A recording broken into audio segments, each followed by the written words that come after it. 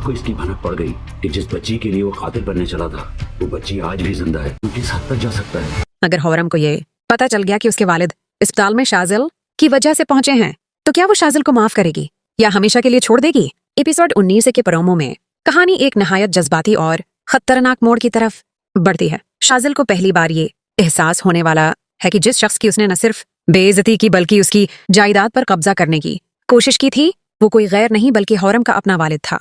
और अगर ये सच हौरम तक पहुंच गया कि उसके वालिद अस्पताल शाजिल की वजह से पहुंचे हैं तो सोचा भी नहीं जा सकता कि हौरम का रद्दअमल किया होगा। ये राज जैसे ही शाजिल के सामने आने वाला है उसका वजूद हलकर रह जाता है, क्योंकि वो समझ जाता है कि अगर ये हकीकत हौरम तक पहुंच गई तो वो न सिर्फ उससे दौड़ चली जाएगी बल्कि शायद हमेशा के लिए नफरत करे। दूसरी तरफ प्रोमो में ये भी इशारा मिलता है कि हौरम तक ये खबर किसी भी लम्हे पहुंच सकती है कि शाजिल वही शख्स था जिसने उसके वालिद की इज्जत खाक में मलाने की कोशिश की थी। अब सूरत-हाल एक खतरनाक नफसियाती जंग में बदल रही है। एक तरफ बाप की इज्जत, दूसरी तरफ दिल की मोहब्बत। सवाल ये नहीं कि शाजिल हौरम को चाहता है या नहीं, बल्कि असल खौफ ये है कि अगर सच सामने आ गया तो क्या हौरम शाजिल को हमेशा के लिए रद्द कर देगी या शाजिल अपनी जान तक कुर्बान करके इस सच को दबाने की कोशिश करेगा।